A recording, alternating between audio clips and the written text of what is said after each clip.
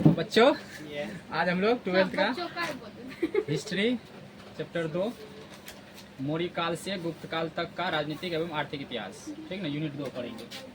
उसका objective question देखेंगे। पहला नंबर, क्षेमेंद्र की रचना कौन सी है? क्षेमेंद्र की रचना कौन सी है? मुद्रा राक्षस या अर्थशास्त्र या बृहत कथा मंजरी या कथा सरित सागर? तो आंसर हम लोग देख लेते हैं।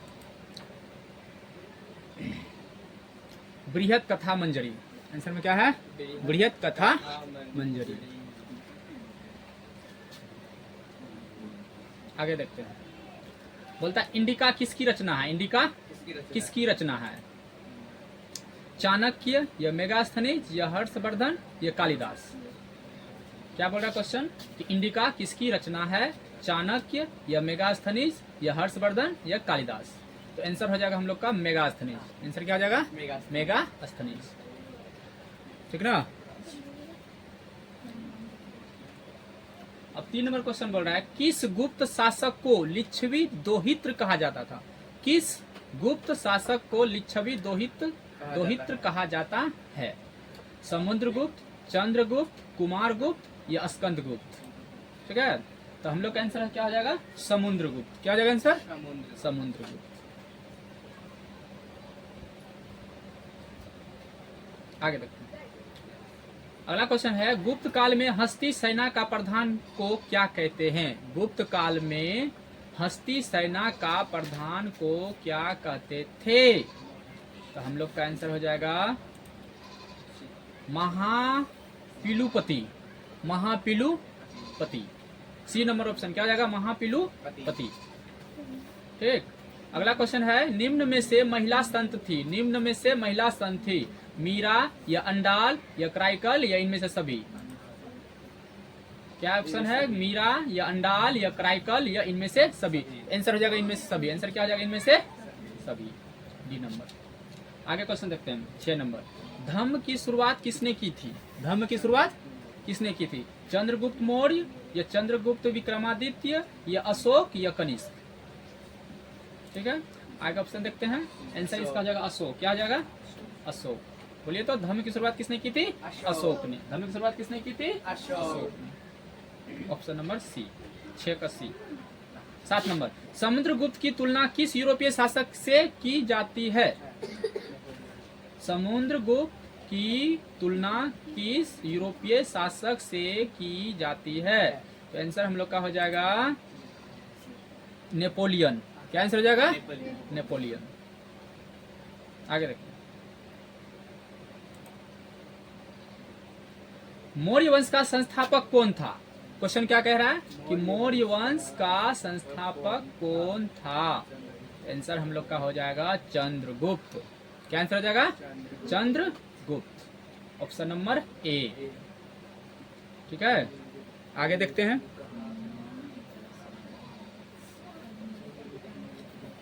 चंद्रगुप्त की मृत्यु कहाँ हुई थी? क्वेश्चन क्या कह रहा है कि चंद्रगुप्त की मृत्यु कहाँ हुई थी? 1 नंबर है पाटलिपुत्र, 2 नंबर है तक्षशिला, 3 नंबर है श्रवणबेलगोला और 4 नंबर है उज्जैनी। तो हम लोग का ऑप्शन हो जाएगा श्रवणबेलगोला। आंसर बोले तो श्रवणबेलगोला।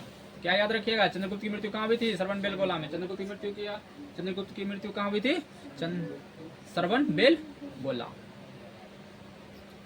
अब 10 नंबर, चंद्रगुप्त मौर्य किस धर्म को मानने वाला था? चंद्रगुप्त मौर्य जो था किस धर्म को मानने वाला था? 1 नंबर ऑप्शन है बौद्ध धर्म, 2 नंबर है जैन धर्म, 3 नंबर है शैव धर्म और डी नंबर है वैष्णव धर्म।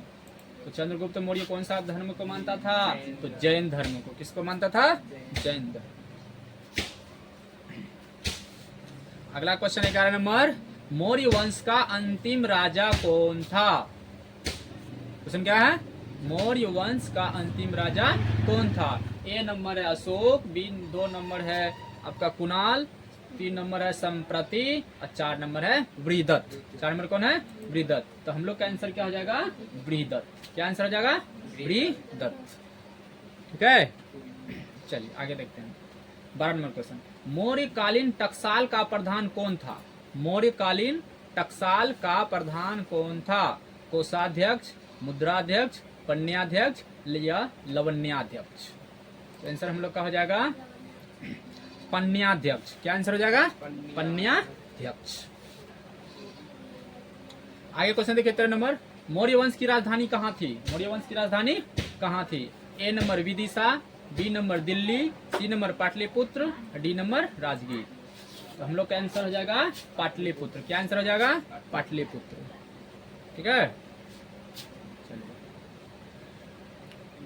अब अगला क्वेश्चन 14 नंबर, मौर्यकालीन कलिंग राजा, मौर्यकालीन कलिंग राज्य कहाँ स्थित था? मौर्यकालीन कलिंग राजा राज्य कहाँ स्थित था? Option A Bihar, option B Bengal, option C Orissa, option D Madhya प्रदेश।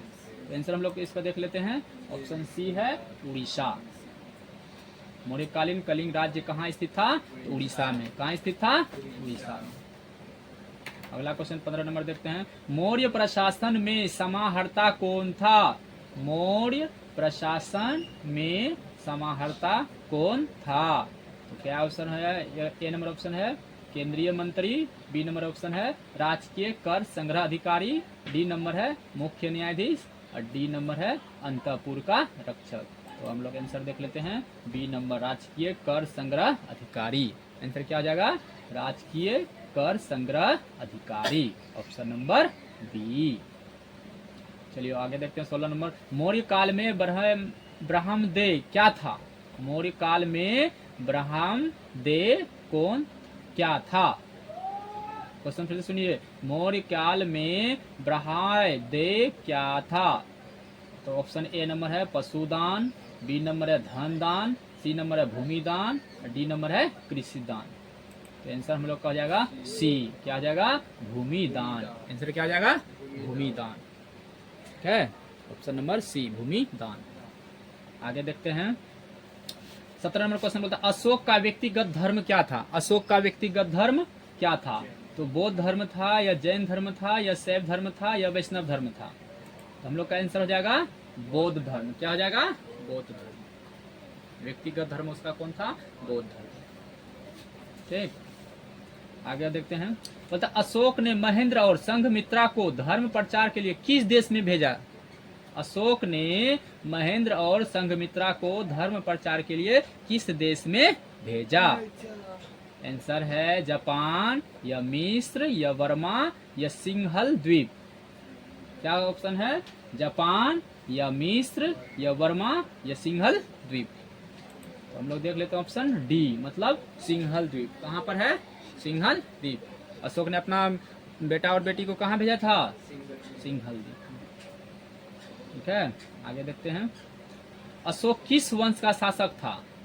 अशोक जो है किस वंश का शासक था? ए नंबर नंद वंश, बी नंबर मौर्य वंश, सी नंबर गुप्त वंश, डी नंबर चोल वंश। आंसर हम लोग देख लेते हैं बी नंबर मौर्य वंश का। अशोक किस वंश का शासक था? मौर्य वंश का। आगे देखते हैं, अशोक कौन से बौद्ध भिक्षु के प्रभाव में आकर बौद्ध धर्म का समर्थक बन गया? क्या क्वेश्चन कह रहा है कि अशोक कौन से बौद्ध भिक्षु के प्रभाव में आकर बौद्ध धर्म का समर्थक बन गया? ऑप्शन ए नंबर है उपगुप्त, ऑप्शन बी नंबर है उपाली, ऑप्शन सी है राधा गुप्त, ऑप्शन डी है नागसेन। तो हम लोग का ऑप्शन क्या आ जाएगा? ए उपगुप्त। क्या ऑप्शन हो जाएगा आंसर? उपगुप्त। अब देखते हैं 21 नंबर क्वेश्चन, राजगिरी की नगर बधू का नाम था? राजगिरी की नगर बधू का नाम था? Option A Madhavi, option B Ambapali, option C Tishyarakshita, option D Salavati. Answer हो जाएगा डी सालवती। ठीक है, ऑप्शन क्या हो जाएगा? Salavati. D number option Salavati. अगला क्वेश्चन, किसने लिखा वास्तविक सुकर्म वह है जिससे प्रजा सुखी तथा प्रसन्न है? किसने लिखा वास्तविक सुकर्म वह है जिससे प्रजा सुखी तथा प्रसन्न है? मेगास्थनीज ने या चंद्रगुप्त ने या बिंदुसार ने या कौटिल्य ने? ऑप्शन हम लोग देख लेते हैं डी नंबर। आंसर क्या हो जाएगा? कौटिल्य। क्या आंसर हो जाएगा? कौटिल्य। आगे देखते हैं 23 नंबर। चंद्रगुप्त मौर्य के काल में कलिंग की राजधानी थी। चंद्रगुप्त मौर्य के काल में कलिंग की राजधानी थी। Option A number Takshashila, option B number Ujjaini, option C number Toshali, option D number Pataliputra. तो ऑप्शन हम लोग आंसर देख लेते हैं सी नंबर, मतलब तोशाली। चंद्रगुप्त मौर्य के काल में कलिंग की राजधानी क्या थी? तोशाली। क्या थी? तोशाली। अगला क्वेश्चन देख लेते हैं। आर्यभट्ट कहाँ का वासी था? आर्यभट्ट कहाँ का वासी था? मालवा, कश्मीर, तक्षशिला या पटना? तो हम लोग का आंसर हो जाएगा पटना। क्या आंसर हो जाएगा? पटना। आगे देखते हैं। द्वितीय नगरीकरण के नगरों को क्या कहा जाता है? क्या क्वेश्चन है? द्वितीय नगरीकरण के नगरों को क्या कहा जाता है? तो आंसर एक नंबर में है ताम्रयुगीन नगर, बी नंबर में है कांस्ययुगीन नगर, सी नंबर में है लौहयुगीन नगर, डी नंबर में इसमें से कोई नहीं। तो आंसर हो जाएगा हम लोग का लौहयुगीन नगर। लौहयुगीन नगर। ठीक है। अगला देखते हैं 26 नंबर। भारत का प्राचीनतम ज्ञात अभिलेख कौन सा है? भारत का प्राचीनतम ज्ञात अभिलेख कौन सा है? सारनाथ का अभिलेख या गिरनार का अभिलेख या बेगचा-कोई का अभिलेख या मथुरा का अभिलेख? आंसर हम लोग का हो जाएगा बोगजा-कोई का अभिलेख। क्या ऑप्शन हो जाएगा? बोगजा-कोई का अभिलेख। चलिए अगला क्वेश्चन। मेगास्थनीज किस यूनानी शासक के राजदूत के रूप में पाटलिपुत्र आया था? मेगास्थनीज किस यूनानी राज्य के राजदूत के रूप में पाटलिपुत्र आया था? ऑप्शन ए नंबर सिकंदर के समय में, या फिलिप, या सेल्यूकस, या डिमेट्रियस। आंसर हम लोग का जाएगा सी नंबर सेल्यूकस। क्या हो जाएगा आंसर? सेल्यूकस। अगला क्वेश्चन देखते हैं। कलिंग युद्ध का वर्णन किस अभिलेख में किया गया है? कलिंग युद्ध का वर्णन किस अभिलेख में किया गया है? 10वें अभिलेख शिलालेख में, या 11वें शिलालेख में, या 12वें शिलालेख में, या 13वें शिलालेख में? तो ऑप्शन हम लोग देख लेते हैं डी नंबर 13वें शिलालेख में। किस शिलालेख में? 13वें शिलालेख में। अगला क्वेश्चन देखते हैं 29 नंबर। चीनी यात्री फायान किस शासक के काल में भारत आया? चीनी यात्री फायान किस शासक के काल में भारत आया? तो आंसर हम लोग का ए नंबर है चंद्रगुप्त मौर्य, बी नंबर है विक्रमादित्य, सी नंबर है अशोक, डी नंबर है कनिष्क। आंसर क्या हो जाएगा? B number Vikramaditya. क्या आंसर हो जाएगा? विक्रमादित्य। आगे देखते हैं। मेगास्थनीज किस भारतीय शासक के दरबार में आया था? मेगास्थनीज किस भारतीय शासक के दरबार में आया था? पहला है अशोक, दूसरा है बिंदुसार, तीसरा है चंद्रगुप्त मौर्य, चौथा है स्कंदगुप्त। तो आंसर हम लोग देख लेते हैं ऑप्शन सी चंद्रगुप्त मौर्य। क्या आंसर है? चंद्रगुप्त मौर्य। तो मेगास्थनीज चंद्रगुप्त मौर्य के शासक के दरबार में आया था। अगला क्वेश्चन 31 नंबर। किस अभिलेख में सती प्रथा का उल्लेख मिलता है? किस अभिलेख में सती प्रथा का उल्लेख मिलता है? प्रयाग अभिलेख, एरन अभिलेख, मेहरौली अभिलेख, मथुरा अभिलेख। ऑप्शन हो जाएगा बी एरन अभिलेख। क्या हो जाएगा ऑप्शन? एरन अभिलेख। ठीक है।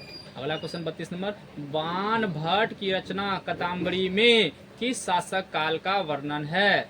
बाणभट्ट की रचना कादम्बरी में किस शासक काल का वर्णन है? ऑप्शन है चंद्रगुप्त मौर्य, या अशोक, या चंद्रगुप्त विक्रमादित्य, या हर्षवर्धन। तो ऑप्शन हो जाएगा हम लोग का डी नंबर हर्षवर्धन। क्या ऑप्शन हो जाएगा? हर्षवर्धन।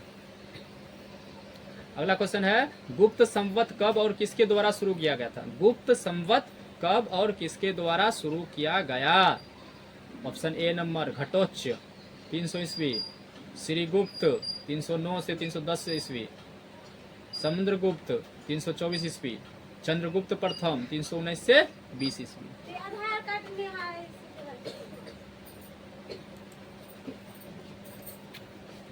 ऑप्शन डी हो जाएगा आंसर, चंद्रगुप्त प्रथम 319 से 320 ईस्वी।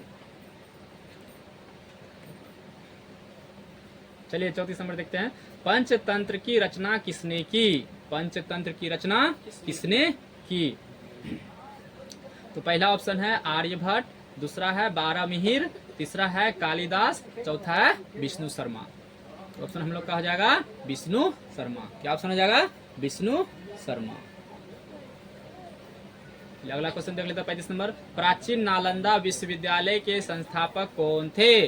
प्राचीन नालंदा विश्वविद्यालय के संस्थापक कौन थे? तो ऑप्शन हो जाएगा A number Ashoka, B number Samudragupta, C number Skandagupta और डी नंबर कुमारगुप्त। आंसर हम लोग का देख लेते हैं, डी नंबर हो जाएगा। क्या आंसर है? कुमारगुप्त। क्या आंसर है? कुमारगुप्त। अगला क्वेश्चन देखते हैं 36 नंबर। भारतीय इतिहास का कौन सा काल स्वर्ण काल कहलाता है? भारतीय इतिहास का कौन सा काल स्वर्ण काल कहलाता है? तो ऑप्शन है ए नंबर मौर्य काल, बी नंबर गुप्त काल, सी नंबर मुगल काल और डी नंबर अंग्रेजों का काल। तो क्या ऑप्शन हो जाएगा आंसर हम लोग का? ऑप्शन बी गुप्त काल। आंसर क्या हो जाएगा? गुप्त काल। अब 37 नंबर देखिए। अर्थशास्त्र में कितने प्रकार के विवाहों का उल्लेख है? अर्थशास्त्र में कितने प्रकार के विवाहों का उल्लेख है? क्या क्वेश्चन है?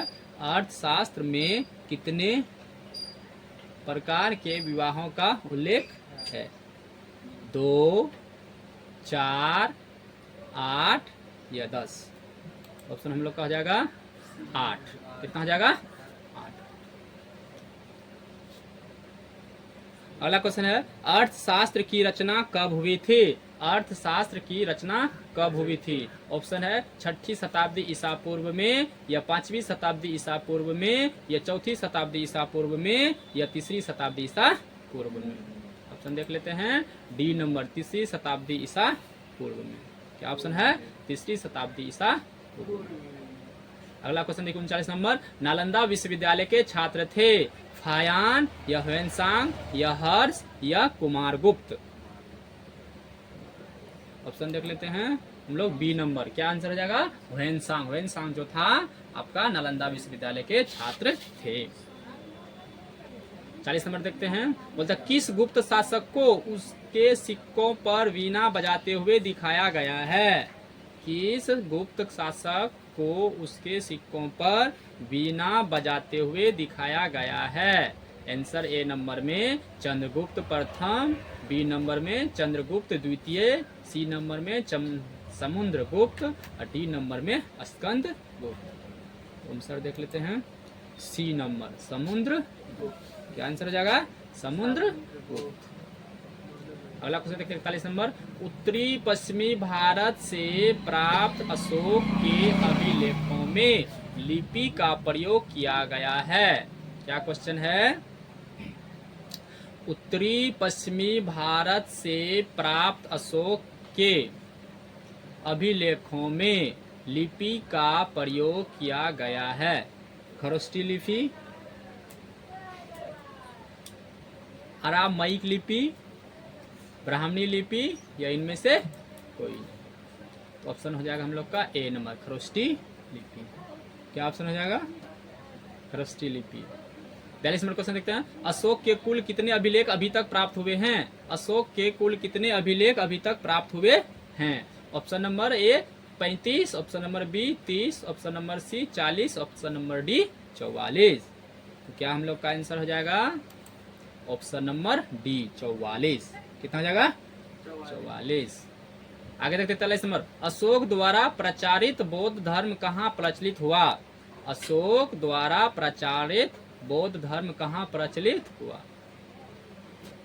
Syria, Britain, Sri Lanka, Japan. Option number C कहाँ पर हो जाएगा? श्रीलंका। जीवक के जीवक ने वैद्य की शिक्षा कहाँ से पाई? जीवक ने वैद्य की शिक्षा कहाँ से पाई? ऑप्शन है Takshashila, option B Rajagriha, option C Pataliputra, option D Vaishali. Answer देख लेते हैं हम लोग का, क्या हो जाएगा? Option A Takshashila. क्या ऑप्शन है? तक्षशिला। अगला क्वेश्चन देख लेते हैं हम लोग, 45 नंबर। जीवक कहाँ का रहने वाला था? जीवक कहाँ का रहने वाला था? तक्षशिला का, बनारस का, पाटलिपुत्र का या राजगिरी का? तो ऑप्शन हम लोग का हो जाएगा राजगिरी। क्या ऑप्शन हो जाएगा? राजगिरी। चलिए अगला देखते हैं हम लोग। जीवक की ख्याति किस रूप में थी? जीवक की ख्याति किस रूप में थी? ऑप्शन ए नंबर व्यापारी के रूप में, प्रशासनिक अधिकारी के रूप में, या वैद्य के रूप में, या बौद्ध भिक्षु के रूप में। हम लोग का आंसर सी नंबर है, वैद्य के रूप में। क्या आंसर है? वैद्य के रूप में। अगला क्वेश्चन देखते हैं 43 नंबर। अंग राज्य आधुनिक बिहार के किस जिले में अवस्थित था? अंग राज्य आधुनिक बिहार के किस जिले में अवस्थित था? पटना में या नालंदा में, वैशाली में या भागलपुर में? ऑप्शन हम लोग का डी नंबर हो जाएगा, भागलपुर। अगला क्वेश्चन देखते हैं, बिंबिसार का संबंध किस वंश से था? बिंबिसार का संबंध किस वंश से था? ऑप्शन ए नंबर नंद वंश, ऑप्शन बी नंबर हर्यक वंश, ऑप्शन सी नंबर शिशुनाग वंश, ऑप्शन डी नंबर मौर्य वंश। ऑप्शन नंबर बी है हम लोग का हर्यक वंश। क्या ऑप्शन है? हर्यक वंश। अगला क्वेश्चन देखते हैं, जरासंध का संबंध किस वंश से था? जरासंध का संबंध किस वंश से था? पहला ऑप्शन है हर्यक वंश, दूसरा है बृहदत्त वंश, तीसरा था नंद वंश, चौथा है मौर्य वंश। आंसर हम लोग का हो जाएगा बी नंबर। क्या आ जाएगा? बृहदत्त वंश। बृहदत्त वंश। अगला क्वेश्चन देख लेते हैं 50 नंबर। तक्षशिला किस राज्य में स्थित था? तक्षशिला किस राज्य में स्थित था? ए नंबर मगध, बी नंबर अंग, सी नंबर गंधार राज्य और डी नंबर मल राज्य। ऑप्शन देख लेते हैं सी। क्या हो जाएगा? गंधार राज्य।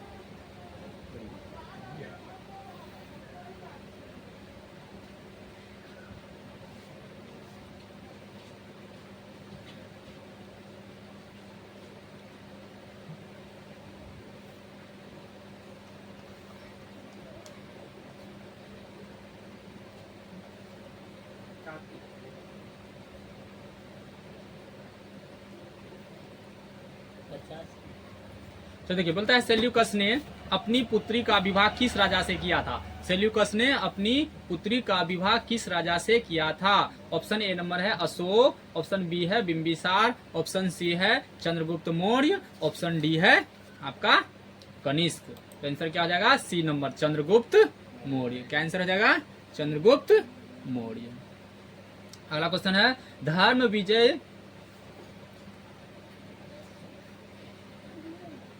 विजय का उल्लेख अशोक के किस शिलालेख में है? धर्म विजय का उल्लेख अशोक के किस शिलालेख में है? ऑप्शन नंबर ए 11वें, ऑप्शन बी 12वें, ऑप्शन सी 13वें, ऑप्शन डी 14वें। देख लेते हैं ऑप्शन हम लोग का सी ऑप्शन है 13वें।